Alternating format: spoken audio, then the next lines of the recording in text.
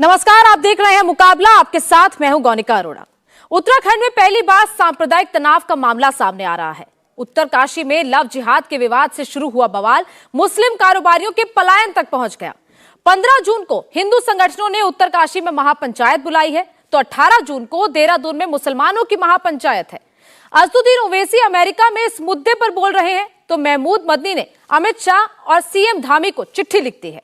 मगर पड़ताल बताती है कि बीते 2 दशक में उत्तराखंड की डेमोग्राफी में जबरदस्त बदलाव आया। इसकी वजह से जमीनों पर अवैध कब्जे बढ़े हैं। यही वहां के लोगों के गुस्से की वजह बन गया है। इस पर बात करेंगे, लेकिन उससे पहले ये रिपोर्ट देखते हैं। उत्तराखंड का उत्तरकाशी उबल रहा है। ट्रिगर पॉइंट बना लव जिहाद का एक सो कॉल्ड मामला और बहस राज्य की बदलती डेमोग्राफी तक चली गई। 2000 में जब नया उत्तराखंड राज्य बना, तब वहां मुसलमानों की आबादी महज 1.5% थी। 2011 की जनगणना के मुताबिक ये 14% हो गई और अब ये 18% बताई जा रही है। लव जिहाद के मामले के बाद मुसलमानों की दुकानों और घरों पर शहर छोड़ने के पोस्टर लग रहे हैं। स्थानीय लोगों का आरोप है कि देवभूमि की बसावट में ये बदलाव कांग्रेस राज में माइनॉरिटी की मोहब्बत का परिणाम है। फिलहाल लव जिहाद के खिलाफ 15 जून को हिंदू संगठनों ने उत्तरकाशी में महापंचायत बुलाई है, तो जवाब में 18 जून को मुसलमानों ने देहरादून में महापंचायत बुलाई है और पलायन के लिए दबाव बनाने का आरोप लगाया है। अमेरिका दौरे पर गए ओवैसी भाईजान को अचानक उत्तरकाशी में बसे मुसलमानों से मोहब्बत जागी। अब हद ये हो गई है कि उत्तरकाशी उत्तराखंड में परोला मुकाम है, वहां पर मुसलमान घरों पर एक एक्स मार्क लगा दिया गया है और लगाकर उनसे पोस्टर चिपका दिए गए कि जून 15 तक आप लोग इस इलाके को छोड़ के चले जाएंगे। जमीयत उलेमाए हिंद के मौलाना महमूद मदनी ने भी गृह मंत्री अमित शाह और मुख्यमंत्री धामी को चिट्ठी लिखी है। चिट्ठी में 15 जून को होने वाली महापंचायत रोकने और मुस्लिम कारोबारियों को सुरक्षा देने की गुजारिश की गई है। मामला बढ़ा तो सीएम पुष्कर सिंह धामी खुद उत्तरकाशी गए। उन्होंने कानून हाथ में लेने वालों को चेतावनी भी दी।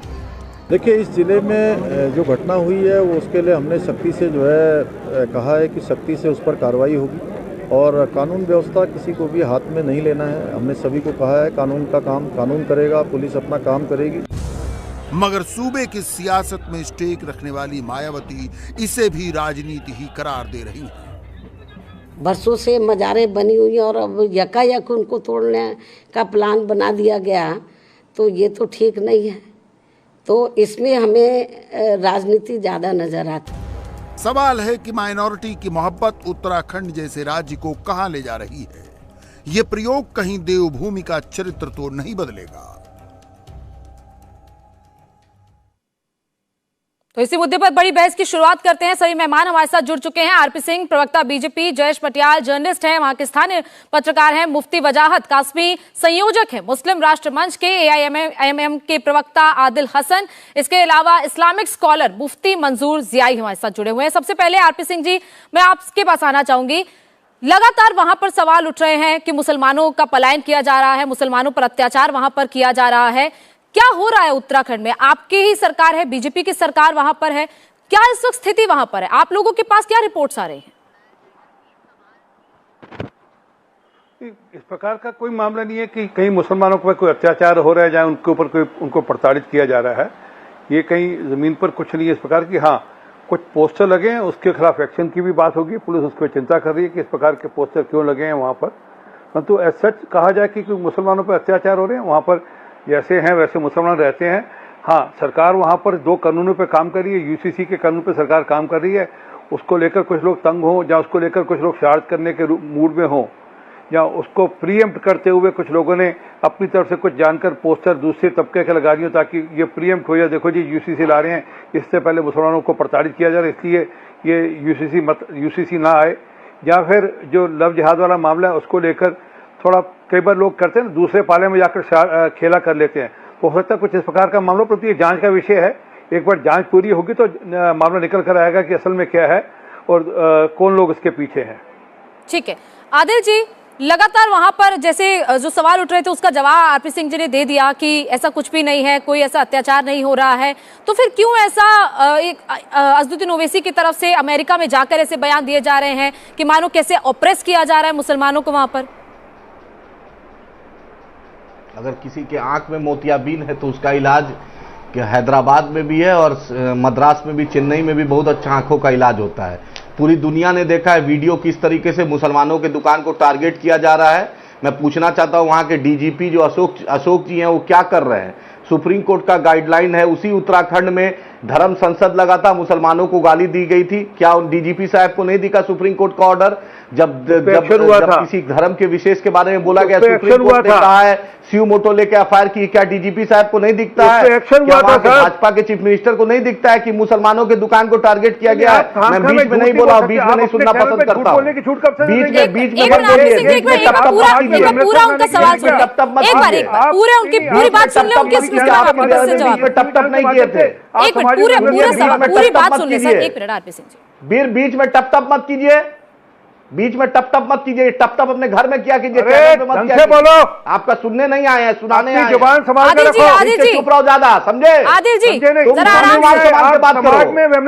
आदिल जी जरा आराम से औकात में रहो, ज्यादा टप मत करो। आदिल जी जरा भाषा की मर्यादा, ये कैसे बोल रहे हैं आप? नहीं दिखता है, ये आप कैसे बोल रहे हैं? नहीं दिखता है ऑर्डर, ये कैसे आप बात कर रहे हैं? कैसे ही बोल रहे हैं? आपसे सवाल का जवाब दीजिए ना, जो मैं आपसे पूछ रही हूँ। बद्दी भाषा इस्तेमाल करूंगा अभी, ये बात खड़े होंगे अभी यहाँ से। आदिल जी भाषा की मर्यादा रखिए, उससे मर्यादा में रहते हुए जवाब दीजिए। सीखेंगे आप भाषा की मर्यादा रहते हुए जवाब दीजिए। नहीं दिख रहा है उत्तरकाशी में क्या हो रहा है? उत्तरकाशी में जो हो रहा है, मैं सुप्रीम कोर्ट का अनुरोध करता हूं और इस मामले का संज्ञान लेके वहां के डीजीपी को बुलाए, वहां के डीजीपी को बुलाए, मिस्टर अशोक जी को बुलाए और सुप्रीम कोर्ट इस मामले को सुई मोटो लेके कार्रवाई करे। आखिर इतना जबरदस्ती करके दुकानों को खाली कराया गया, मकान खाली किया गया, पूरी दुनिया वीडियो देख रही है। भारत का नाम पूरी दुनिया में बदनाम किया जा रहा है। भारत शांति का दूत है। उत्तराखंड एक वहां पर देवभूमि है, वहां पे इतने बड़े संत ऋषि रहे हैं, उसको बेइज्जत कर रहे हैं ये भाजपाई लोग। ये उनकी शय पर बिना हो रहा है। एक घटना होती है उसके चलते पूरे लोगों को आप परेशान कीजिएगा। और कांग्रेसी कहां है? कहां है हरीश रावत, कांग्रेस के चीफ मिनिस्टर? कहां है पूरी कांग्रेस की टीम? कहां है वहां का स्थानीय कांग्रेस का एमएलए? मुसलमानों के मुद्दे पे यही हमारी कांग्रेस से शिकायत है कि मुसलमानों के मुद्दे पे ये कांग्रेसी कभी नहीं दिखते हैं। अरे भाजपा जो कर रही है, आप कहां? आज गवर्नर के यहाँ कोई नहीं जा रहा है, आज कहां का कांग्रेस का डेलीगेशन कोई नहीं इस मुद्दे पे उठाता है। तो क्या मुसलमानों के मसीहा सिर्फ अज़दुद्दीन ओवैसी ही है सर? के साथ है, उसके लिए एमआईएम खड़ी रहती है। आदिल जी, तो क्या मुसलमानों के मसीहा सिर्फ अज़दुद्दीन ओवैसी ही है?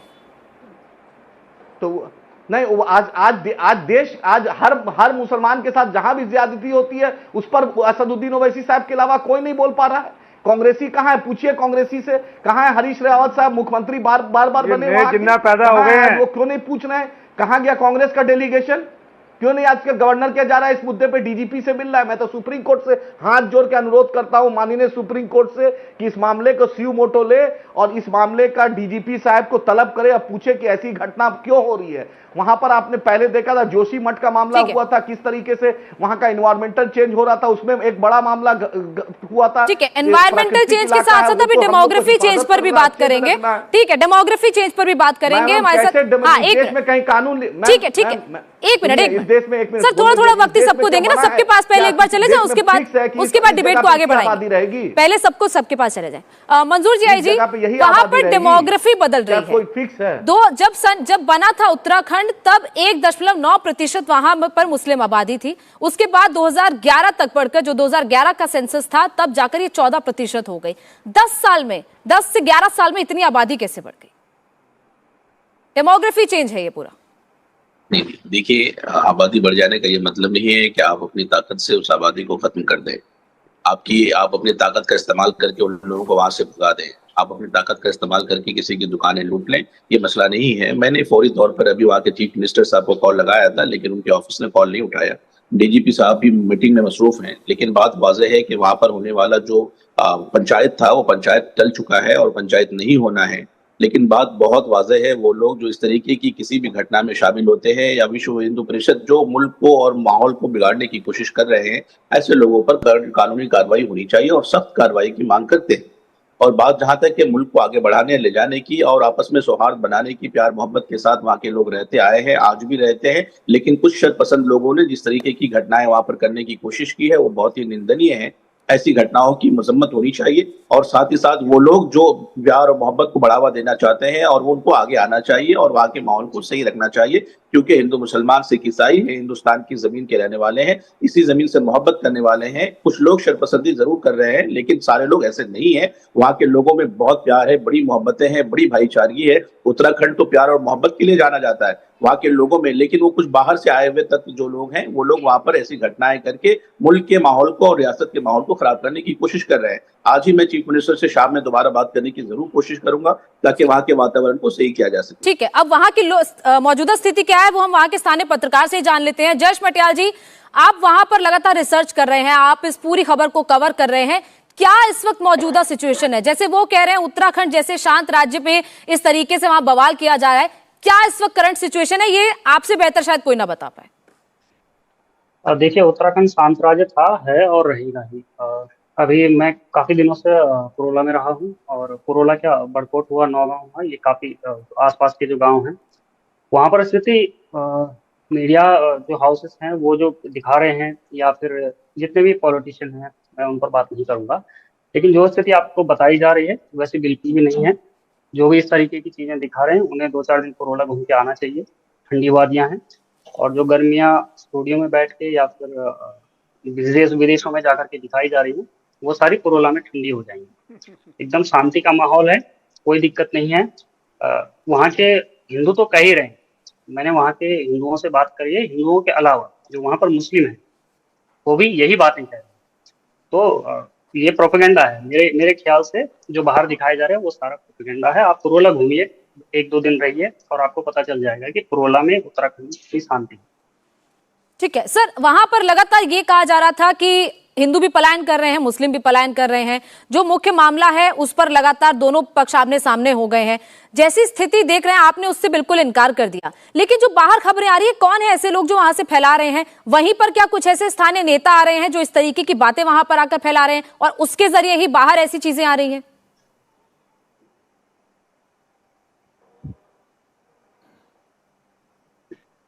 जयेश जी, सॉरी जयेश जी आपसे पूछ रही हूं मैं, तो कौन है वो लोग जो वहां पर ऐसा प्रोपेगेंडा फैला रहे हैं? जैसे आप कह रहे हैं कि वहां पर स्थिति शांत है, कुछ भी ऐसे हालात नहीं है, तो कौन है जो वहां के थ्रू यहां पर पूरे देश में ऐसा प्रोपेगेंडा फैला रहे हैं? विदेश तक चला गया, ओवैसी साहब वहां से बयान दे रहे हैं। आपने उन्हीं का नाम लिया ना, ओवैसी साहब हैं और ऐसे कई लोग हैं। वहाँ के स्थानीय पत्रकार नहीं कह रहे हैं, वहाँ के स्थानीय लोग तो कह रहे हैं कि यहाँ शांति का माहौल है, स्थानीय स्तर पे कुछ नहीं हो रहा है। लेकिन जो लोग वहां पर हैं ही नहीं वो इस तरह की खबरें और इस तरह की अफवाह बाहर फैला रहे हैं। वहाँ के स्थानीय लोग कुछ भी नहीं कह रहे हैं, वहाँ शांति है। तो ओवैसी हो गई, इन जैसे लोग, मैं नाम तो आप ले रहे हैं तो मैं उसी पर कह रहा हूँ, इन जैसे लोग ही हैं जो बाहर, आप सोशल मीडिया पर देखिए कुछ पुराने वीडियोस जो उस दिन बीत गए हैं। मैं ये नहीं कह रहा हूँ कि जो फुटेज सामने आए हैं वो चिंताजनक नहीं है, वो चिंताजनक थे, लेकिन वो बहुत पहले थे और उसे समझने के लिए हमें ये समझने की जरूरत है कि वो स्थिति क्यों आन पड़ी कि लोगों को सड़कों पर उतरना। आप वो देखिए ना, वहाँ आसपास के कितने ही गांव हैं, मैं आपको नाम उंगली पे अपनी गिना सकता हूँ कितने गांवों के नाम जहाँ इस तरह की घटनाएं हुई। तो आप उस आक्रोश को भी समझिए, और वो आक्रोश कुछ दिन पहले था, अब नहीं है। वो कोई घटना घटती है तो उसका एक आक्रोश होता है, वो स्वाभाविक है, लेकिन अभी जो स्थिति है वो एकदम शांति। ठीक है, बिल्कुल शांति वहां पर है। वजाहत साहब, लगातार आपने अब दोनों पक्षों की बातें सुन ली, आपने दोनों बातों को सुन लिया, बीजेपी क्या कह रही है, एआईएमआईएम क्या आरोप लगा रही है, वहां के स्थानीय पत्रकार को भी आपने सुन लिया। आप इस पूरी स्थिति को कैसे देखते हैं? क्या सिर्फ और सिर्फ ये एजेंडा चलाया जा रहा है मुसलमानों के नाम पर कि उनको ऑप्रेस किया जा रहा है?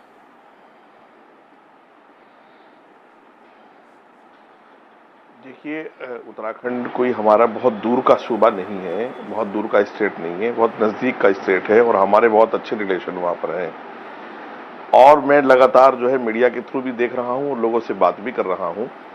वहाँ के मुसलमान खुद इस बात को कह रहे हैं कि हमें एक लंबे ज़माने से यहाँ कोई तकलीफ नहीं हुई, तो पहली बात तो यही चिंताजनक है कि अब ये तकलीफ का माहौल क्यों पैदा हुआ। डेमोक्रेसी, कानून, भाईचारा, मोहब्बत, आपके पैनल पर मैं देख रहा हूं तरह तरह की बातें हो रही हैं, लेकिन क्या इस बात के लिए भी कोई चिंता करेगा कि बहन बेटियां महफूज क्यों नहीं हैं? क्यों हिंदू किसी मुसलमान को और कोई मुसलमान किसी हिंदू की बच्ची को ले जाकर के माहौल को खराब करने की कोशिश कर रहा है? और एक इसमें चिंता की बात यह भी है कि भीड़ जिस तरह की बात कर रही है, चाहे वो नाराए तकबीर अल्लाहू अकबर को लेकर के हो या जय श्री राम को लेकर के हो, और फिर अमेरिका में जाकर के कांग्रेस और एमआईएम एक ही सिक्के के दो पहलू, राहुल गांधी हो या ओवैसी साहब हो, देश को बदनाम करने की कोशिश कर रहे हैं। तो ये सब जो है एक प्रोपेगेंडा और एक साजिश के तहत है। लोकसभा का चुनाव आ रहा है, उत्तराखंड जैसा वो स्टेट जो देवताओं की भूमि है, जो पवित्र जगह है, मुकद्दस जगह है, साफ सुथरी जगह है, अच्छा माहौल है, उसको खराब करने की कोशिश की जा रही है। मैं मुसलमान जितने संगठन वहां काम कर रहे हैं, मैं उनसे भी अपील करूंगा कि जब मुसलमान खुद बयान दे रहा है टीवी पर आकर के, मैं अभी सुन रहा था आपके चैनल पे आने से पहले कि मुसलमान खुद कह रहे हैं कि हमें आज तक वहां कोई तकलीफ ही नहीं हुई है, जबकि वहां 10-5 ही घर हैं, 10-5 ही दुकानें हैं, और हिंदू समुदाय के लोग हैं 20,000, 30,000, 50,000 बड़ी तादाद में। लेकिन वो कह रहे हैं कि जब हम वहां से निकले तो वो लोग रो रहे थे, हम लोग हमेशा इकट्ठे रहे, एक दूसरे के जज्बात हमसे जुड़े हैं, तो फिर तकलीफ कहां आई है? मैं सारी चीजें बर्दाश्त कर सकता हूं, लेकिन डेमोक्रेसी, इस्लाम का कानून, देश का कानून, कुछ कोई भी चीज इस बात की इजाजत कैसे देगी कि आप मेरी बहन बेटी को ले जाओ या मैं आपकी बहन बेटी को ले जाऊं? इस बात पर क्यों चर्चा नहीं हो रही है कि क्यों ये इस तरह के किस्से देश में जगह जगह, गाजियाबाद से लेके महाराष्ट्र तक और महाराष्ट्र से लेके उत्तराखंड तक है? इस पर क्यों पैनलिस्ट और क्यों ओवैसी को चिंता नहीं हो रही है? ओवैसी लव जिहाद की हिमायत क्यों कर रहे हैं? ओवैसी इस तरह की घटनाओं को क्यों बढ़ावा देने की कोशिश कर रहे हैं जिससे हिंदू मुस्लिम में नफरत पैदा होगी? मैं किसी की बहन बेटी को ले जाऊंगा तो वो मुझे मोहब्बत से देखेगा, वो मुझे वहां बसने देगा, वो मुझे बसने देगा वहां पर, वो मुझे नहीं बसने देगा, वो मुझे मोहब्बत की निगाह से नहीं देखेगा। मैं उनसे कारोबार कर रहा हूं, पैसे कमा रहा हूं, सुकून के साथ रह रहा हूं, हम मुझे उनकी बहन बेटियों को इज्जत भी देनी चाहिए। ठीक है कासमी जी, हाँ जवाब दीजिए आदिल जी, बोलिए। मैडम कासमी साहब को बोलिए कि उत्तराखंड जाए, उनको तो केंद्र सरकार से सिक्योरिटी भी मिली हुई है, जरा जाए उत्तराखंड और जाकर देखें कि दुकानों पे कैसे निशान है। हम कभी नहीं इस बात का प्रोत्साहन देते हैं कि दूसरे धर्म में आप जबरदस्ती शादी कराइए। बैठ के मौलाना साहब चैनल पे झूठ मत बोलिए, हम इस बात को कंडेम करते हैं। हम जो ये बोल रहे हैं कभी नहीं दे रहे हैं। जाए वहां पे अपने अमित शाह को बोले, सुनिए बोलने दीजिए, वहां के डीजीपी को बोले आप, उत्तराखंड वहां पे डीजीपी, वहां पर वीडियो आया है, चैनल से चलाया है, उत्तराखंड पुलिस बोलने दीजिए, बीच में नहीं। आदिल जी वीडियो का जवाब, वहां पर जो क्रॉस लगे हैं उसका जवाब वो आपको जयेश पटियाल जी ने भी दिया कि वो कुछ दिन पहले का था, ये हुआ था, लेकिन अब वहां पर ऐसे हालात नहीं है जैसा कि आप लोग बात कर रहे हैं। सुनिए, जो हालात हैं मेरे वहां की सरकार से अनुरोध है, सर तन से जुदा नहीं हुआ, जिसने गलत किया उस पर फिर बीच में बोल रहे हैं, फिर बीच में बोल रहे हैं। कासमी जी बात पूरी करने दें, कासमी जी आपकी बात का जवाब ले रहे फिर कासमी साहब एक मिनट बात पूरी करें। कासमी साहब सरकार का दरबारी मत कीजिए, चुप रहिए, थोड़ा सा सरकार का दरबारी मत कीजिए, चुप रहिए, सुनिए। मेरा यही कहना उत्तराखंड सरकार से अनुरोध है, वहां के डीजीपी से, चीफ सेक्रेटरी से अनुरोध है, फिर ठीक दरबारी मत कीजिए, आपका पता है आपके बारे में, इसलिए उतना ही बोलिए जितना सच्चाई जानते हैं। मैं सरकार से अनुरोध करता हूं, वहां के डीजीपी से, चीफ सेक्रेटरी साहब से अनुरोध करता हूं कि वहां पर शांति कायम हो, ऐसी स्थिति नहीं बने। देखिए यार, ये कासमी जी एक दूसरे पे पर्सनल अटैक नहीं करेंगे तो इनको नींद नहीं आएगी। अरे मैडम, आपको नहीं पता है ना, इनको सुरक्षा इसी कारण में मिली है दिल्ली पुलिस से कि बैठ के भाजपा की वकालत करे, बिना देखे दिल्ली में बैठ के। आप उत्तराखंड पे बात कीजिए ना, उत्तराखंड की बात कर रहे हैं, इनको सुरक्षा मिली हुई है, उत्तराखंड की बात कीजिए ना। इनको इसीलिए उनको सिक्योरिटी मिली नहीं मिली इससे क्या लेना देना, इस डिबेट का इससे उत्तराखंड का क्या लेना देना? मैम इसीलिए मिली हुई है, बताइए ना, जाए ना सिक्योरिटी लेके, लोग के बीच एक वीडियो दिखलाए कि लोग को शांति का अपील करे। मिली है। अरे छोड़िए सर, उनकी सिक्योरिटी की चिंता आपको, उनको मिली है नहीं मिली, किससे मिली, आपको क्या लेना देना? आप उत्तराखंड की बात कीजिए। कासमी जी आप जरा 2 मिनट, सर आप 2 मिनट चुप हो जाइए, ठीक है? बैठ के स्टूडियो में दलाली करते हैं सरकार का। आदिल जी रतन है ओवैसी साहब। आदिल जी आप जवाब दीजिए, जयेश मटियाल ने जो कहा आपने सुना, आप उसका जवाब दीजिए।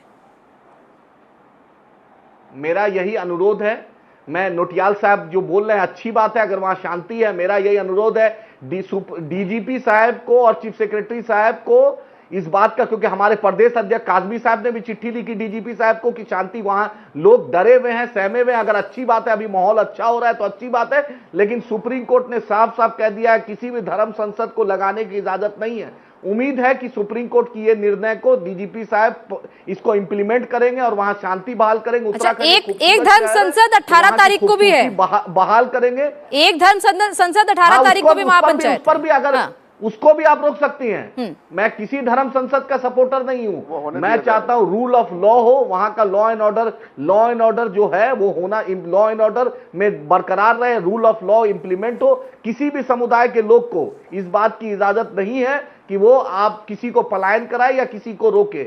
अगर किसी ने गलत किया है, लेट ऑनरेबल कोर्ट डिसाइड, वहां का प्रशासन डिसाइड करे। किसी को भी धमकाने का अधिकार संविधान नहीं देता है। हम डीजीपी साहब से फिर से अनुरोध कर रहे हैं, मिस्टर अशोक जी से, कि एक समझदार डीजीपी हैं, उनसे अनुरोध है कि वहां पे शांति कायम करें। यही हमारा अनुरोध है। आरपी सिंह जी, ये भी आरोप लग रहा है कि सरकार स्ट्रिक्ट एक्शन नहीं ले रही है, वहां पर लगातार मजारें बन रही हैं, एक के बाद एक जो देवभूमि है वो मजार भूमि बनती जा रही है, जंगलों में जाके ये सब हो रहा है, जंगलों में वहां मजारें बनाई जा रही है। तो सरकार की तरफ से भी क्या स्ट्रिक्ट एक्शन नहीं हो रहा है? ये भी आरोप वहां के स्थानीय लोग लगा रहे हैं। आ जाइए। देखिए एक बात मैं फिर वापस रिपीट करता हूँ, वहाँ पर शांति है। मेरी डिबेट में आने से पहले मेरी बातचीत हुई वहाँ पर, मैं वहाँ पर काम देख रहा था पिछले दिनों चुनाव का, पूरी तरह शांति, कहीं कोई माहौल में कोई दिक्कत नहीं है। कुछ लोग जानकर शरारत कर रहे हैं और मैं आरोप लगा रहा हूँ कि कुछ लोग उस पक्ष के हैं जो शरारत करना चाहते हैं। वो अभी इंक्वायरी हो रही है, जांच हो रही है, दूध का दूध पानी का पानी हो जाएगा कि कुछ ऐसा हो सकता है कि ओवैसी साहब के कुछ लोग जानबूझकर शरारत कर रहे हो इस प्रकार का माहौल खराब करने के लिए, पोस्टरबाजी लगा रहे हो इस प्रकार का माहौल खराब करने के लिए। इनको तो देश में कुछ न कुछ कहीं ना कहीं बवाल खड़ा करके रखना है ताकि उस बवाल से ही अपनी रोटियां सेक सके। ये हो सकता है बड़ी बात है कि जांच आ जाएगा। ये जो डीजीपी का नाम ले रहे हैं, डीजीपी साहब इसकी चिंता करेंगे कि वो ढूंढेंगे इसके पीछे कि कौन लोग शरारत करने वाले हैं। आपको टोका नहीं दिखता। अरे टपर मत करो फालतू में, आदिल जी आपको वक्त दिया, उनकी बात पूरी करने दे, बीच में ना बोले आप। नहीं दिखता है आदिल जी, आपको वक्त दिया था ना, अब उनकी बात पूरी होने दें। आदिल जी बीच में ना बोले, बोलिए आरपी सिंह जी। देखिए ना सच चुपता है। जब मैं सच की बात पे चलता हूं तो इनको चुपता है, कि उनको पता है कि जब जांच होगी सब चीजें निकल कर आएंगी, तब ये कटघरे में खड़े होंगे, तब जवाब नहीं दे पाएंगे, इनके लिए दिक्कत होगी। असल में दिक्कत ये है, और मैं स्पष्टता से कह रहा हूं कि वहां सरकार पूरी तरह लॉ एंड ऑर्डर मेंटेन कर रही है। हाँ, जहां तक मज़ारों की बात है, जो मज़ारें सरकारी जमीनों पर बनी है उस पर भी काम होना चाहिए, और मेरा ख्याल काम हो भी रहा है वहां पर सरकार की ओर से, कि सरकारी जमीन पे कोई मज़ार नहीं बन सकती। ये छूट नहीं मिल सकती कि आप कहीं पे किसी के मज़ार बना लें और वहां पर आप धर्म के नाम पर कुछ ना कुछ अपना काम शुरू कर लें, वो होगा नहीं, अलाउ नहीं होगा। परंतु एक बात बड़ी स्पष्ट है, वहां पर लव जिहाद के नाम पर जो कानून की बात हो रही है और यूसीसी लाने की जो चर्चा हो रही है, ये उसके विरोध में, उसको रोकने के लिए ये सब साजिश रची जा रही है ताकि वह ना आए। इसलिए सारी साजिश रची जा रही है कि अगर यूसीसी आ गया उत्तराखंड में, तो जो लोग जिस प्रकार से 4-4 शादियां करते हैं, जहां उनके आगे जिस प्रकार से बच्चे होते हैं, वो सारे विषय उस दायरे में आएंगे। जहां जिस प्रकार से लव जिहाद का कानून आने की बात हो रही है, उसमें भी लोगों को दिक्कत होगी। ये सबकी सब शरारत उस कानून को रोकने के मद्देनजर में हो रही है। उत्तराखंड की बदलती डेमोग्राफी अब चिंता का विषय बन गई है। इसी पर मुकाबला में चर्चा लगातार जारी है। हमारे साथ तमाम मेहमान जुड़े हुए हैं। मैं आपके पास आना चाहूंगी मटियाल जी। जिस तरह आपने अभी सबको सुना, वो कह रहे हैं कि डीजीपी क्लैरिफिकेशन दे, मुख्यमंत्री से बात करें, लेकिन वहां की मौजूदा स्थिति क्या है? वहां पर क्या सच में ऐसा हो रहा है कि एक के बाद एक मज़ारें बनती जा रही हैं? जो डेमोग्राफी है वो 1.5% से बढ़कर मुस्लिम समुदाय की आबादी 14% तक हो गई है। ये क्या हो रहा है? इसके पीछे की अगर आपने स्टडी करने की कोशिश की होगी तो क्या निकलकर सामने आया? देखिए, जहां तक डीजीपी और सीएम साहब का ये लोग कह रहे हैं, वो अपने स्तर पर जो कर रहे हैं वो कर रहे हैं। ये मतलब स्टूडियो में बैठ के हम लोग नहीं कह सकते हैं कि हमने फोन किया उन्होंने नहीं उठाया। तो वो लोग अपने स्तर पर जो कर रहे हैं, जो काम कर रहे हैं, शांति बहाल है और शांति बहाल है, उसमें कोई दिक्कत नहीं है। और जहां तक रही डेमोग्राफी की बात, वो धीरे धीरे बदली है। मैं पुरोला की बात करूंगा तो पुरोला में जो स्थानीय लोगों ने कहा है, 8-10 साल पहले जहाँ दुकानें एक आधा, खासतौर पर जो परिवार थे, करीबन 44-45 साल पहले एक परिवार आया, लेकिन आज वही जो है वो जो 100-150 या 50-60 की आबादी थी वो बहुत बड़ी है। वो आज 1,500-2 हजार के आसपास है, और उसमें कई लोग हैं जो स्थानीय, जो वहाँ रह रहे हैं वो भी हैं, और उसके अलावा जो बाकी फेरी वाले आते हैं, रेडी लगाने वाले आते हैं, उन सबको मिला करके तो डेमोग्राफी में बदलाव आया है। और रही मज़ारों की बात, उसको लेकर कई फुटेज वीडियो हम लोग देख ही रहे हैं, उन्हें तोड़ने का काम चल ही रहा है, तो ये सब तो चल रहा है। मटियाल जी, क्या इसमें बांग्लादेशी भी हैं, इसमें रोहिंग्यास भी हैं, जो आप कह रहे थे कि नहीं, हाँ बोलिए। रोहिंग्या और इनको लेकर पुरोला में तो कम से कम नहीं है जहाँ मैं था, और वहाँ केवल आसपास के हमारे ही जो आसपास के स्टेट हैं, केवल वहीं से लोग आए, कोई रोहिंग्या बांग्लादेशी इस तरीके का वहाँ अभी तक नहीं। ठीक है, जियाई जी, आपने सुना, सबकी बात सुन ली आपने, अब इस बात को का जवाब दे दीजिए। वहां पर जैसे लगातार वहां पर संख्या बढ़ रही है मज़ारों की, एक केस स्टडी में आपको बता दूं, देहरादून में दून हॉस्पिटल है, उसके सामने एक मज़ार बनी, ये आरोप लग रहे हैं कि आसपास लड़कियों के कॉलेज है, वहां के थ्रू टारगेट किया जाता है, ये आरोप भी लग रहे हैं। देखिए, ये तो बिल्कुल बकवास बातें हैं। मज़ारात बनते नहीं हैं, और जो मज़ारात बहुत पुराने 100 साल 200 साल पुराने मज़ारात हैं, उस मज़ारात को छोड़ के नए तौर पर जो मज़ारात बना दिए जाते हैं, जो फर्जी मज़ारात हैं, ऐसे मज़ारात की कभी भी हिमायत नहीं हो सकती है। वो लोग जो मज़ारात की हिमायत यूं करते हैं कि अभी कल बना दिया, परसों बना दिया, ये कल परसों में मज़ारात बनते नहीं है। लेकिन बनते क्यों है सर? जियाई साहब, बनाए क्यों जाते हैं? मैडम, ये कब्रें हैं जो गवर्नमेंट के प्रशासन की इजाजत से किसी कब्रिस्तान के अंदर में दफन किया जाता हो किसी को।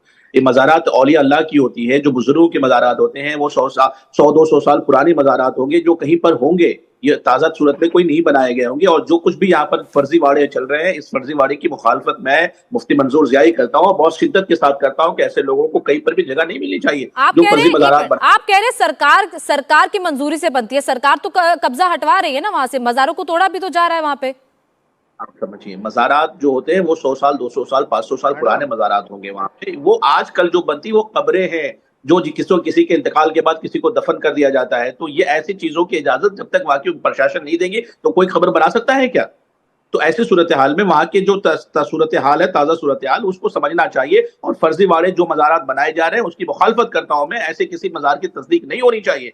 और जो लोग इस तरीके की चीजें बना करके वहां की जगहों को हरासत कर लेने की कोशिश करते हैं और अपना कब्जादारी करने की कोशिश करते हैं, ऐसे लोगों पर कार्रवाई की मांग भी करता हूं मैं। बात दरअसल मसला वो नहीं है, मसला ये है कि मुसलमानों का आबादी वहां बढ़ रही है। वो कैसे बढ़ रही है? आसपास के इलाके के लोग अपने बिजनेस कारोबार के लिए वहां पर जा रहे हैं, ये अच्छी बात है, कोई बुरी बात तो है ही नहीं। एक दूसरे रियासत का दूसरी रियासत के साथ ताल्लुक होता है, ये कोई बड़ा मसला नहीं है। लेकिन अगर किसी की दुकान को जलाया जाए, उसकी दुकान को तोड़ा जाए, ये बिल्कुल मुनासिब नहीं है। वहां के प्रशासन ने जो इस पर कार्रवाइयां की है, उस कार्रवाइयों की सराहना भी होनी चाहिए। और वहां के स्थानीय प्यार मोहब्बत करने वाले लोगों की बहुत सराहना मैं करता हूं, जिन लोगों ने अपने प्यार और मोहब्बत से उन तमाम नफरतों को खत्म किया है और आइंदा होने वाली नफरतों को भी खत्म करेंगे, इस बात की भी उम्मीद जताता हूं।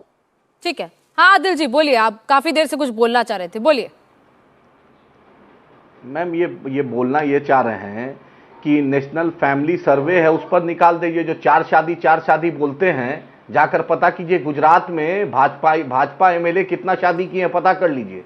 फैमिली सर्वे जाके निकाल दी 4 से। यही भारत सरकार है, सुप्रीम कोर्ट में एफिडेविट दी है कि हम कोई दूसरा कानून नहीं लाने जा रहे हैं। ये भारत सरकार के हेल्थ मिनिस्ट्री, जो इनके हेल्थ मिनिस्टर, उन्होंने दिया है कि 2 बच्चे और 3 बच्चे का हम कानून नहीं ला रहे। सिर्फ टीवी में टीआरपी के लिए ये बोलते हैं। और जाकर पता नहीं, हमारी भाभी गुजरात में, उनको दिल्ली ले आइए। अगर इतना ही चिंता है तो उसके लिए भी कभी कीजिए, तब समझेंगे कि भाभी गुजरात में, उनको ले आइए। दिल्ली में बहुत बड़ा मकान है, उस पे रखिए। धर्म विशेष को टारगेट मत कीजिए ना। हम उत्तराखंड पे चर्चा कर रहे हैं, आप फिर पर्सनल अटैक पे आ जाते हैं। आप समझ नहीं, आप कैसे, मैं कहां किसी पर्सनल पे कर रहा हूं, ये तो सच्चाई है। आप किसी कम्युनिटी को टारगेट कर रहे हैं और आप बदनाम कर रहे हैं। किस प्रकार के जाहिल आदमी को, डीजीपी साहब आदमी को लेकर आप ऐसी बातें करेंगे तो आपका ऑडियो बंद करना पड़ेगा। आप ऐसी बातें क्यों करें? आप उत्तराखंड में बात कीजिए ना। सच्चाई नहीं सुनिएगा क्या? नहीं, मैं हाँ, तो मेरा यही कि डीजीपी साहब आए, वीडियो जारी करे कि वहां पर शांति का खुद डीजीपी साहब जाएं और सुप्रीम कोर्ट इसको मॉनिटर करे। मेरा सुप्रीम कोर्ट से अनुरोध है, इस मामले को मॉनिटर करे और डीजीपी साहब आ जाएं। भाजपा सरकार में मजार पे मुद्दा पे आ जाएंगे, बच्चे पर आ जाएंगे, शादी पर आ जाएंगे, असली मुद्दा भूल जाएंगे। दुकान जला दी गई, पलायन करवा दिया जाएगा, उस पर कुछ नहीं बोलेंगे। डीजीपी साहब बहुत ट्विटर पे एक्टिव रहते हैं, वहां पर जाएं और एक बयान दें वहां पर जाकर। क्यों नहीं डीजीपी अभी तक स्पॉट पे गए? डीजीपी का काम क्या है? पुलिस प्रशासन का काम क्या है? वहां पर जाना, वहां के लोगों की फरियाद सुनना। चीफ मिनिस्टर जा सकते हैं, मंत्री जा सकते हैं। और मैं कांग्रेस के लोगों से भी पूछना चाहता हूं, अभी तक कांग्रेस के हरीश रावत साहब नहीं दिख रहे हैं, दूसरे लोग नहीं दिख रहे हैं, क्यों? ठीक है, आरपी सिंह जी, कांग्रेसी कहां सो गए हैं क्या? ठीक है, आरपी सिंह जी, वो कह रहे हैं डीजीपी नहीं जा रहे हैं स्पॉट पे, डीजीपी आकर बताएं कि क्या वहां पर हालात हैं, सुप्रीम कोर्ट मॉनिटर करे। नहीं, इनके ये बदजबान प्रकार के लोग हैं, घटिया सोच के लोग अपने चैनल पे आप ले आते हैं, माफी चाहता हूं। जिनके बारे में कुछ कहूंगा तो अभी ये भाग खड़े होंगे, फिर ये गाली गलौज पे आ जाएंगे। वहां पर चीजें अभी आपका वहां पे जो रिपोर्टर है, वहां पे आपके पत्रकार यहाँ पे बैठे हैं, वो बता रहे हैं कि चीजें वहां सब ठीक है। हाँ, आप तो अपना वो बता रहे हैं कि सब चीजें ठीक है वहां पे, आदिल जी रुक जाइए, 2 मिनट रुक जाइए, 2 मिनट रुक जाइए, उनको बात पूरी करने दें। बोलिए सर। डीजीपी साहब क्यों नहीं जा रहे हैं? डीजीपी इनको असल में दिक्कत इसी बात से है कि वहां पे जो मैं वापस पत्रकार की इज्जत करता हूं, मैं डीजीपी साहब से अनुरोध कर रहा हूं। अरे सर, उसी का तो जवाब दे रहे हैं वो, उसी का तो जवाब दे रहे हैं, सुन तो लीजिए जवाब। हाँ, उसी का तो जवाब दे रहे हैं। हाँ पूछिए जी, पूछिए जी सर। आरपी सिंह जी, दिक्कत असल में सारी घूम फिर कर इनको दिक्कत है कि जब यूसीसी आएगा तो ओवैसी साहब 4-4 शादियां की छूट कैसे दिलाएंगे। दिक्कत सारी इस बात की है, और कोई दिक्कत नहीं है। दिक्कत इनको है कि अगर लव जिहाद का कानून आएगा तो किस प्रकार से ये जो आजकल शरारत के रूम से नाम बदलकर बेटियों को वहां पर बरगला कर शादियां की जा रही हैं, उसको कैसे रोकेंगे। धर्म परिवर्तन की जो पूरी प्रथा उसको उसमें कैसे ये आगे बढ़ावा देंगे। ये सारा मामला तो इसी बात का है कि ये चाहते नहीं कि ये जो सारा मामला इस समय ये जो आपने संख्या बता,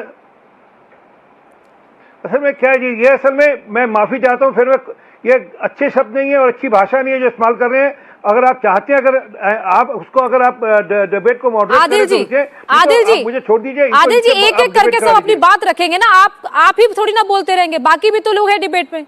रुक जाइए, आपसे आपके पास मैंने आपका जवाब ले लिया, बाकियों का ले लें। एक मिनट रुक जाइए, पहले उनको बात पूरी करने दें। ठीक बोलिए सर। तो मैं जो मूल बात कह रहा था, सारी बात की पीड़ा इस बात की है कि उत्तराखंड में यूसीसी क्यों आ रहा है, और कोई पीड़ा नहीं है। हाँ, वहां पर डेमोग्राफी चेंज हुई, इसमें कोई शक नहीं है। वहां डेमोग्राफी 1.8 से बढ़कर 18% हो गई, ये इसमें कोई दो राय नहीं है। परंतु वहां की कोई पब्लिक, वहां के लोग इसके लिए लेकर कोई वहां पर कोई झगड़ा कर रहे हैं, मुसलमानों को मारपीट कर रहे हैं, ऐसा कुछ कहीं पे नहीं है। उसके ऊपर जो समाज में चेतना आनी, समाज में चेतना अपनी जगह आएगी। परंतु ये लोग सब वहां सद्भाव से रहते हैं, काम करते हैं, धंधे करते हैं, सब ठीक है वहां पर। परंतु ओवैसी साहब को जानकर शरारत करनी है, उनको बहाने ढूंढने हैं। और बड़ी बात नहीं, मैं वापस कह रहा हूं, ये जब पूरी की पूरी बात की जांच होगी तो हो सकता है इस सारे के पीछे ओवैसी साहब और ये जो आपके चैनल में बैठे हैं, ये उन्हीं का हाथ निकले कि ये लोगों ने जानकर इस प्रकार का पोस्टरबाजी करी, जानकर इस प्रकार की शरारत करी। आरपी सिंह जी एक शॉर्ट में जवाब दे दीजिए सर। ये चिंता का विषय भी है क्या भाजपा के लिए, वहां की सरकार के लिए, कि वहां की डेमोग्राफी इतनी तेजी से बदल रही है? नहीं, ये सरकार का तो विषय अपनी जगह, ये समाज के लिए है कि अगर वहां पर डेमोग्राफी इतनी स्पीड के साथ बदल रही है और वहां पर जमीनों पर, व्यापार पर एक प्रकार से कब्जे किए जा रहे हैं, तो ये एक चिंता का विषय है। इसमें कोई शक नहीं है कि डेमोग्राफी का बदलना सबके लिए चिंता का विषय। परंतु इसके कारण से समाज में सद्भाव नहीं रहेगा, जब वैमनस्य से फैलेगा, ऐसा नहीं है कहीं पे भी। अभी फिर मैं वापस रिपीट कर रहा हूँ, आपके जो रिपोर्टर यहाँ पे बैठे हैं, जो पत्रकार बैठे हैं, वो बता रहे हैं कि नीचे समाज में सब कुछ ठीक है, वहां पर कोई झगड़े नहीं हो रहे, कोई सिरफटाल नहीं हो रही वहां पर। हाँ, ओवैसी साहब जैसे लोग यूसीसी से डरे हुए हैं, उनको डर है कि उत्तराखंड यूसीसी लाएगा तो देश में बाकी राज्यों में यूसीसी आएगा तो इनके लिए दिक्कत होगी। हाँ आदिल जी बोलिए। मैडम 30 सेकंड बोलिए 30 सेकंड में बात पूरी कीजिए। साहब और मुख्तार अब्बास नकवी साहब क्या किए हैं? शहनवाज साहब और मुख्तार अब्बास नकवी साहब कौन जिहाद किए हैं? लव जिहाद किए हैं कि लव किए हैं? जरा पूछिएगा तो उनको किस कैटेगरी में रख रहे हैं? भाजपा के नाम बदल कर गए थे, वो के मेंबर हैं, इनके केंद्र मंत्री रहे, वो क्या किए हैं? शहनवाज साहब और असलम अर्जुन बनकर नहीं गया था, ये समझ कर ये बात। जब आप अपना नाम बदलकर आप बरगलाते हैं और फिर आप मोहब्बत का आदिल जी, आप फिर पर्सनल अटैक, फिर आप नाम लेकर आप उत्तराखंड पे बात ही नहीं करना चाहते, आप सिर्फ शाहनवाज हुसैन उनका नाम ले रहे हैं, कभी मुख्तार जी का नाम ले रहे हैं, आप उत्तराखंड पे बात कीजिए ना। बार बार यूसीसी पीसीसी पे बात कर रहे हैं, पूछिए ना कि डीजीपी साहब कब आएंगे, कब बयान देंगे? डीजीपी साहब का क्यों नहीं बयान? दिक्कत तो आपको उसी बात की है, दिक्कत तो आपको यूसीसी की और किस बात की दिक्कत है कि जब उत्तराखंड में यूसीसी आएगा, पूरे देश में तो हैदराबाद के अंदर क्या होगा? अरे सरकार जिसको जो लाना है, आपके कहने से स्टूडियो पे नहीं होगा, देश संविधान से चलता है, आपके कहने से स्टूडियो से नहीं चलता है। हाँ, अब आपके विदाई के वक्त आ गए, बस 6-7-8 महीना बचे हैं। आपकी भद्दी भाषा विदाई से, के वक्त आ गए आपकी घटिया सोच से, आपकी गंदी आपका विदाई का वक्त आ गया, 8-9 महीना में बस रहिएगा, कानून बस के अनुसार ही होगा। वो ओवैसी साहब जाकर के लंदन में बैठकर कुछ बोल लेते हैं। ठीक है, ठीक है, आप दोनों की बात सुन ली। ठीक है, ठीक है, बाकी मेहमान भी हैं। कासमी जी अदब से बात कर रहे हैं। ठीक है सर, फिर भी अदब से बात बाप का घर है, हम बोले। ठीक है, आप दोनों की बात मैंने सुन ली। इस्तेमाल करूँ अच्छा नहीं लगेगा आपको। ठीक है, ठीक है, आप दोनों की बात सुन ली। कासमी जी, मेरे बाप का घर है। अरे आदिल जी 2 मिनट रुक जाइए, बाकी मेहमान भी हैं। कासमी जी, हमारे बाप का घर नहीं है हिंदुस्तान। इन्हें नहीं, एक मिनट सुन लीजिए, इनके बाप का घर नहीं है। इसे पूछिए आज से 20 पीढ़ी पहले कौन थे जो बदले वो मुसलमान थे, जिन्होंने जजिया दिया वो बचे रहे। अरे छोड़ो ना सर, आप दोनों आपस में ही झगड़ा कर लेंगे। रिजेक्ट किया है। आप अपने 20 पीढ़ी के पहले पिताजी का नाम बताइए, क्या था आपके पिताजी के मदार पे अडवाणी गए थे। ठीक है, ठीक है, आप दोनों के मदार पे अडवाणी गए थे। ठीक है, आप दोनों डिबेट के बाद आपस में डिबेट कर लीजिएगा। पिताजी का क्या नाम था बता नवाज शरीफ क्या बिरयानी मोदी। ठीक है, आरपी सिंह जी, आरपी सिंह जी, आदिल जी, घर है हिंदुस्तान। आदिल जी, आदिल जी, हिंदुस्तान किसका है, किसका नहीं, सबका है ना, कि सबका है, किसी के बाप का घर नहीं, सबका है। ठीक है, ठीक है, ठीक है, जो यहाँ रहता है सबका हिंदुस्तान। अरे ठीक है आदिल जी, हमारे बाप का तो नहीं था हिंदुस्तान। आदिल जी चुप हो जाइए जरा। मुगलों का हिंदुस्तान नहीं था। अरे आदिल जी, सबका हिंदुस्तान, सबका हिंदुस्तान, आपका मेरा सबका है। आदिल जी, आदिल जी आपका ऑडियो डाउन करना पड़ेगा, आप बीच बीच में इंटरप्ट कर रहे हैं। अपने आप को बाबर की औलाद समझते हो। ठीक है, RP Singh ji, RP Singh ji, sir शांत हो जाइए। सर अरे भाजपाइयों का आप दोनों को ऑडियो डाउन करना पड़ेगा। अरे अंग्रेज की दरबारी आप कर रहे थे कि हम कर रहे थे? आप दोनों को ऑडियो डाउन करना पड़ेगा, दोनों प्लीज जरा शांत हो जाइए। अरे बाकी मेहमान भी तो हैं सर, 2 मिनट। अरे बोलिए, अंग्रेज की दरबारी। अरे आदिल जी चुप हो जाइए, चुप हो जाइए। ठीक है, ठीक है, ठीक है। कासमी जी, वहां पर जिस तरीके से हालात बदल रहे हैं, वहां पर जैसी रिपोर्ट सामने आ रही है, डेमोग्राफी बदल रही है, ये कितना चिंता का विषय, और इसके पीछे क्या एक तरीके से कई एजेंडा भी है जो चलाया जा रहा है कि एक के बाद एक वहां पर हर साल में परसेंटेज बढ़ता जा रहा है, वहां पर अगर कहें मज़ारें बढ़ती जा रही है, इसके पीछे क्या कोई एजेंडा भी है, हो सकता है? देखिए, पहले तो मैं आपको ये बता दूं कि बार बार मैं शुरू डिबेट से देख रहा हूं कि डीजीपी जो होता है वो मामूली अधिकारी नहीं होता है, किसी भी स्टेट का वो पुलिस के लिए चीफ होता है। और किसी इतने बड़े अधिकारी को और इतनी छोटी बातों के लिए डिबेट में बार बार खींचना नहीं चाहिए। उन्होंने बहुत अच्छा काम किया है, उत्तराखंड में कोई घटना नहीं होनी थी, लॉ एंड ऑर्डर का ख्याल रखा है और पूरी जिम्मेदारी उन्होंने निभाई है। एक बात जो आपका सवाल है, मैं समझता हूं, चलिए मैं इसी बात को मान लेता हूं कि आसपास जो बिजनौर का इलाका भी उत्तराखंड से लगा हुआ है, सहारनपुर का भी लगा हुआ है, तो मुसलमान वहां कारोबार के लिए शिफ्ट हो रहे हैं और तादाद बढ़ रही है, परसेंटेज बढ़ रहा है। लेकिन ये मज़ारात जो हमारे बुजुर्गों के अलावा हैं, पुराने मज़ारात के अलावा हैं, वो सीधा सीधा अतिक्रमण है।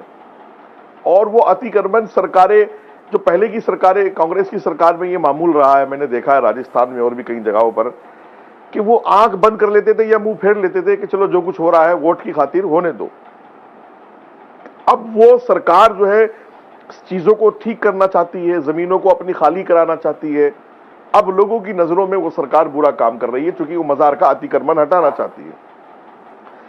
और जाहिर सी बात है, हमें उत्तराखंड को, चूंकि उत्तराखंड जो है वो हमारे 100 करोड़ से भी ज्यादा हिंदू भाइयों के लिए, सनातन धर्म के लोगों के लिए देवी देवताओं का स्थान है, उनके लिए पवित्र है, तो हमारे लिए भी है। हमें उसका एहतराम करना चाहिए और वहां एक्टिविटीज उसी तरह की करें जिससे लोगों को तकलीफ ना हो।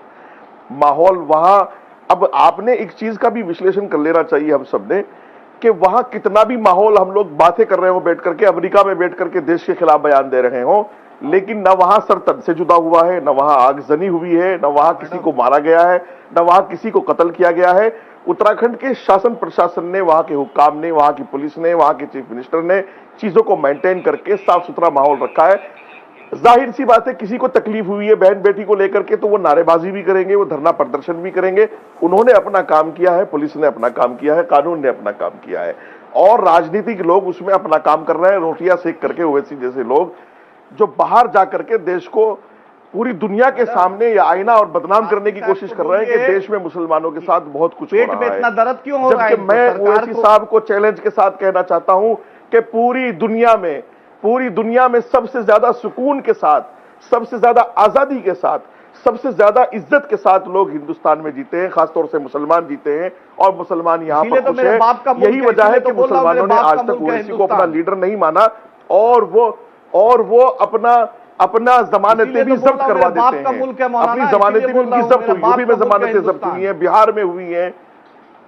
तो ये बेचारे, अब ये पता नहीं इंडिया टीवी का ये डिबेट का स्तर कभी मैंने इतना गिरा हुआ नहीं देखा मेरी बहन, जितना ये आदमी गिरा रहा है। इसको कहो कि चुप रहो। आदिल जी 2 मिनट रुक तो जाइए, सुन तो लीजिए बात, तभी जवाब देंगे ना। हर अपनी बात थोड़ी ना बोलते जाएंगे, हर किसी के बीच में। रुक जाइए, अरे रुक जाइए सर, रुक जाइए 2 मिनट रुक जाइए। ये अपने नेता का भी तो नाम ले, इनके नेता ने भी तो लव जिहाद किया है, इसलिए तो ये लव जिहाद की हिमायत करते हैं MIM वाले।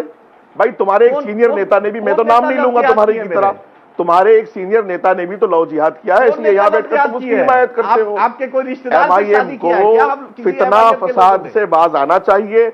हम उत्तराखंड के लोगों से अपील करते हैं कि वहां के माहौल को साफ सुथरा बनाए रखे। हमारे लिए ऐतिहासिक जगह है, हमारे लिए पवित्र जगह है और मुझे उम्मीद है कि माहौल अच्छा रहे। ठीक है, हाँ आदिल जी। अच्छा, उन्होंने पहले पूछा था कि जो लोग बयान दे रहे हैं, ओवैसी साहब ने जैसे बयान दिया अमेरिका में बैठकर, क्या अमेरिका से आके वो जाएंगे पुरोली, उत्तराखंड जाएंगे?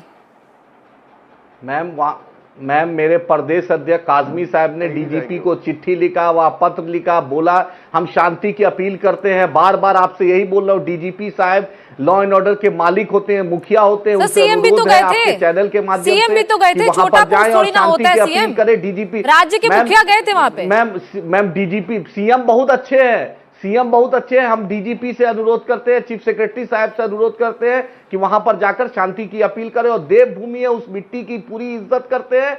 सभी को, भारत का संविधान सभी को सभी जगह रहने देता है, उस देवभूमि है उसकी भी हम इज्जत करते हैं। अच्छा चलिए इस मामले पे भी बात कर लेते हैं जिससे ये पूरा बवाल शुरू हुआ। जिस लड़की को भगाने की कोशिश की जा रही थी उसी पर ये पूरा मामला भड़का ना। उसके बाद कि वही वहां के स्थानीय लोगों ने विरोध शुरू किया, उसके बाद ये पूरा माहौल वहां पर खराब हुआ। उस मामले पर आपका क्या कहना है? MIM का उस पर क्या स्टैंड है? मैम MIM कभी भी ना धर्म परिवर्तन कोई जबरदस्ती कराता है, उसका ना मैं समर्थक हूं, ना मेरी पार्टी समर्थक है। हम कभी भी इस चीज को प्रोत्साहन ना देते हैं, ना देना चाहते। आपके चैनल के माध्यम से लाइव बोल रहा हूं, ये प्रोपोगंडा है। इस प्रोपोगंडा को मैं देश से अनुरोध करता हूं, इसको खारिज कीजिए।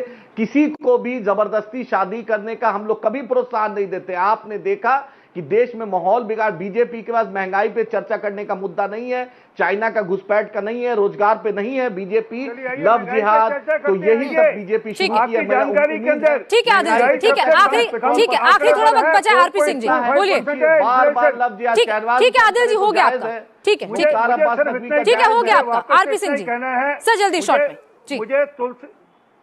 मुझे तुलसी राम जी के जो वंशज हैं ओवैसी साहब, उनसे इतना ही कहना है कि आप कृपा कर देश में शांति का माहौल बने रहने दीजिए। कृपा कर आप माहौल मत खराब करिए। और आप ये जो आप बार बार हंगामा कर रहे हैं, जान कर शरारत कर रहे हैं, आपकी हम दूर की कोड़ी समझते हैं। जिसके लिए आपको दिक्कत हो रही है वो UCC है, परंतु इसको UCC के साथ मत जोड़िए। ये मामला लॉ एंड ऑर्डर का है, वहां पर संविधान के मानने वाले हैं, वहां पर धर्म संसद वालों के खिलाफ क्या हुआ, उनके खिलाफ एक्शन भी हुआ था, उनकी चिंता भी हुई थी। और आगे भी जो दूसरे और बाकी लोग कोई धर्म संसद करना चाहेंगे और उसमें अगर कोई उल फजूल बात करेंगे, धर्म परिवर्तन की बात करेंगे, तो उनकी भी चिंता वैसे ही होगी। सुप्रीम कोर्ट ने संज्ञान लिया था धर्म संसद का मामला, सुप्रीम कोर्ट ने संज्ञान लिया था धर्म संसद का मामला। तुलसी राम जी की औलाद चुप रही है जरा, आपकी जानकारी ना ओवैसी साहब किसके वंशज है ये बता दीजिए एक बार जरा। ठीक है सर, वक्त इतना ही था। ठीक है वक्त इतना ही था। तो मुकाबला में जो तमाम मेहमान हमारे साथ जुड़े, RP सिंह जी आपका बहुत बहुत शुक्रिया, मटियाल जी आपका शुक्रिया, कासमी जी, आदिल हसन जी आप सबका बहुत बहुत शुक्रिया। इंडिया टीवी हर वक्त हर जगह डाउनलोड करने के लिए सर्च करें India TV news Google play store या ऐप स्टोर पर।